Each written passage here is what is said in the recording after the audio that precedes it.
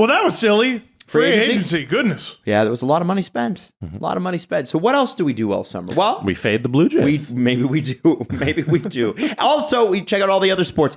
You've got the CFL. You've got tennis. You've got so many other U.S. things. Open's coming up. Oh, baby. yeah. End of August. sportsinteraction.com/SDPN before the game, live and play, or, how your favorite players are going to perform. Or, as early as this week, where your favorite player is going to sign. Doing it right since 1997. Sports Interaction. It's Canada's sports book. Most competitive odds. Sports Interaction makes it easy to deposit, play, and cash out. Join now and see all that sports betting has to offer. Head to sportsinteraction.com/SDPN. That's sportsinteraction.com/SDPN. 19 plus. Please play responsibly. When did you start to get the sense that the Blue Jackets were even in on this? Because I have to be honest with you. I don't believe any of us talked about the fact that the Blue Jackets might be a team he would even make an offer. I didn't know that they were in on it. On the last Chris Johnston show, he mentioned that he got a tip at 7:30 in the morning on the day of free agency, July 13th. But that he was skeptical. Yeah, well, exactly. And honestly, the Blue Jackets have a press conference at 3:00 on Wednesday to talk about the signing of Eric Goodbranson. There's no way Jarmo Kekalainen steps away from his office to talk Goodbranson for an hour with the fine local media of Columbus, Ohio, if he's in the running for Gaudreau at that point, or if he knows he is, right? They didn't find out for sure they were in the mix until after that, I think 4:00 or so. Now, they knew they had put an offer in, and they've done this before. They extended an offer to Alex Pietrangelo when the whole world thought he was going to Vegas. You put it in there. You see if the guy wants to talk. You have a relationship. Even the beginning steps of one, just talking to them, expressing your interest in the player. You never know where that could benefit down the road. They talked offer sheet with Mitch Marner 3 years ago. Obviously didn't sign one, but if you remember that, was Mitch Marner going to leave the Maple Leafs to come to Columbus? I don't think anybody expected him to sign the offer sheet. It's the conversation you have. You never know. You see where it goes. I think this was of a similar vein. If there's one thing on this roster they don't need, it's a left winger. But anyone can use Johnny Gaudreau. So you put your name in the ring. They want to take a big step forward. You know that they don't want this restart to be a rebuild and a long multi-year process. They want to be good as soon as they can be good. And so they put their name in, and then they find out mid-afternoon. My first inkling was in the 4:00 hour. Again, not shocked they put an offer in, but the first indication that there was mutual interest there was around 4:00. And I got to tell you, I fretted over that tweet about as long as I've ever fretted over a tweet, because you're like, how in the hell do you frame this? That doesn't sound like the most preposterous thing to people ever, because everybody knows he's going to Philly, right? If he doesn't go to Philly, he's going to go to New Jersey. We all know this. Hello. And so I think it was like 4:45 or whatever that we were able and felt comfortable tweeting after checking with the same people 3 or 4 times. This is like a legit thing, like not just an offer, but mutual interest. And that's when it became apparent to me. It was around 4:00. Wow. I liken this deal to sort of when New York signed Panarin in the middle of their, quote, rebuild, and it expedited everything. And then now we saw a team this season overperform all expectations and jump ahead and make the Eastern Conference Finals. And Columbus, I see in a similar situation with this signing, where it might not be this season where all of a sudden they're in the Eastern Conference Finals or anything like that, but they've definitely sped up the rebuild, and in a couple of years we might see that this swing was the right move at the right time, because this is when the free agent was available to come to Columbus, and now they might actually be a contender, not this season, but maybe in a couple of years. Yeah, I think so. And at first when Jarmo Kekalainen continually referred to it as a restart, we thought it was just semantics, that the word rebuild had taken on such an ugly connotation that nobody wanted to use that, because look at Buffalo, look at Edmonton, Arizona, look at the struggles that some places have had with that process. It's not so easy to just decide you're going to do it and then have it go as you want it to. He didn't want to do that. He wasn't going to take it down to the wood, as you say. He wasn't going to trade Bunjaner. He wasn't going to trade Bjorkstrand. He extended Zach Werenski with a huge contract last year. They went into free agency last year with Sean Corrali. So we knew it wasn't going. They're not doing. They had no plans to do what Chicago is doing now, where it's pretty clear what Chicago's goal is. They want to be competitive. They thought it would be a 2 or 3 year turnaround, and this coming season will be year 3 of this. And they should be competitive. They should score a hell of a lot of goals. There's still some major question marks here, and there's still more moves they have to make and fall out of the Gaudreau signing. But it should be a team worth watching. Again, a team that exceeded expectations last year, as you noted, and they expect to be competitive big time this year. Okay, but why Columbus? I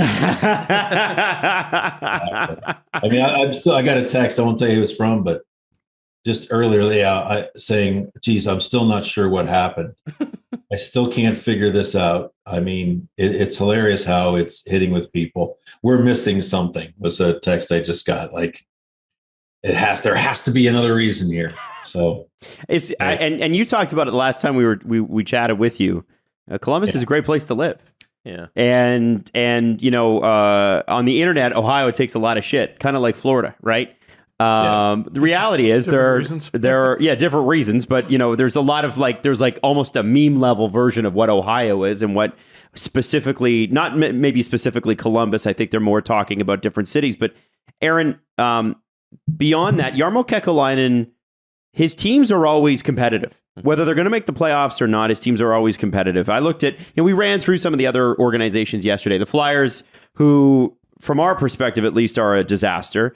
The Devils, who are on the come up, but probably are not there yet. The Islanders, who we're not quite sure. We think they're a good team. They should be a good team. They started, 20 out of 21 on the road last year.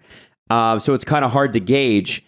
Columbus, as an organization, very few people have are on the outside of this organization, but have the perspective that you do close up. Where is this organization? And, with David Juracek coming in and being the 6th overall pick, with Eric Gudbranson coming in and bringing his fists with him, what do you think this organization looks like this year? And then I think more importantly, the next 2 following it. Yeah, well, I think they're set up to be competitive this year. They were competitive last year. I think there's certainly a greater sense of that now. If you're looking for question marks, and I do think there are 2 glaring ones, I think the right side of the defense is a question mark. Gudbranson is what they need. An element of Gudbranson is what they need, but that's a third pair guy. Mm-hmm. I don't say that as a slam. I just think that's the reality. He's probably a 15-minute guy, physical guy. Someone's got to clear the crease. Penalty killer. Could be out late in games to shut it down. The top 2 pairs, though, on the right side, next to Werenski on the first pair and Gavrikov on the second, I think are major question marks. And there are potential answers in-house. Mm-hmm. Boqvist had a really good first year in Columbus last year. I think he had 11 goals, a bit surprising, a real struggle defending, a real struggle competing for pucks along the wall. Jake Bean is a puck mover as well, doesn't have the goal-scoring attributes as a Boqvist.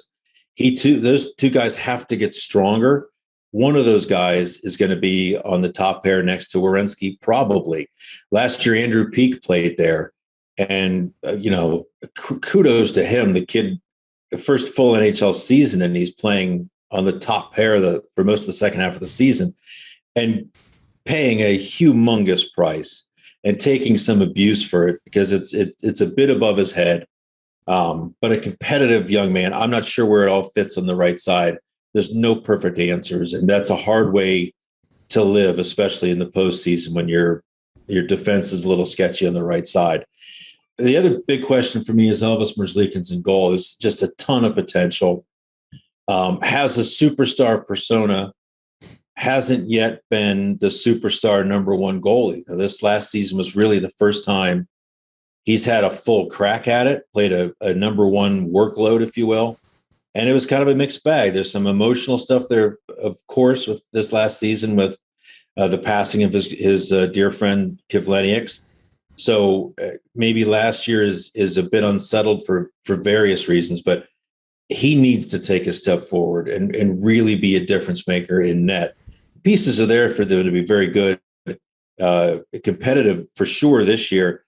In the future, extremely bright. I mean, Sillinger as an 18-year-old last year was a breath of fresh air and really productive as an 18-year-old in the NHL. You assume he's going to be better. Kent Johnson looked a little lost at the end of the season, but this is a sublime playmaker. They love the Juracek pick. He's probably a couple of years away from being an impact player, but could be in the AHL this year. And if that's the case, he could see NHL time this year. I don't think you expect him to really be an impact NHL guy right away like Sillinger was. But they've had four top 12s, 5 first-round picks the last 2 years, and they feel like they've stocked their prospect pool extremely well for the future. Do you expect anything big on the trade front? Because there were rumors and leading up to the draft that like they were in on Ryan McDonough. And I always say like about teams who kind of swing and miss is when they don't get the guy, they don't just go, well, I guess we just won't have him then. I guess we just won't upgrade at that position. So Jarmo's got to be working the phone still, right? Mm-hmm. He is, but he's also in a salary crunch now that he has not been previously. So if they sign Laine, they're probably needing to clear $5 million to be cap compliant. Is that just parting ways with Gus Nyquist? Is that trading him a salary dump to Anaheim or some team that needs to get to the floor? You'd hate to see it come to that because Nyquist has been a real nice player and loves being here. Those are typically the players Columbus has held on to. But something's got to give. I'm not sure that they've got the resources right now to add that big defenseman. But in speaking with Kekalainen this morning, I think his preference is to make a hockey trade, not a salary dump. But good luck with that. Good luck. Because what we're saying is you're upgrading the defense, the top 2 pairs on the right side. Those are expensive. That's an expensive piece. And you're trying to cut $5 million out of your payroll. Those two things just don't jive. So I'm not sure you can fix that right now. I think Boqvist or Bean, Blankenberg, the kid from Michigan that came in last year, or Peak, somewhere in there, they have to find an answer to the right side of their defense. And maybe it's not perfect. Maybe it takes them to the trade deadline and they add a veteran then when the cap woes are relaxed a little bit. I think that's possible as well. I'm looking at this, and Patrik Laine is arbitration eligible. Yeah. Do they want to keep him? They do. Okay. They absolutely do. And do they want to keep him long term? They do. Does he want to stay? Yeah. And my understanding is that they've talked about a 5 or 6 year deal. Okay. The sense I get is that they're $1 million and a half apart. And it's funny, about 3 weeks ago, Jarmo Kekalainen said, the part of the pitch they've made to Laine is, maybe don't try to kill us on the AAV here. Don't try to totally bankroll us because we want to be able to surround you with players. And I think players are suspicious of that, especially in markets like this that haven't won, that haven't had rosters chock full of all-star players. Of course, you're suspicious of that.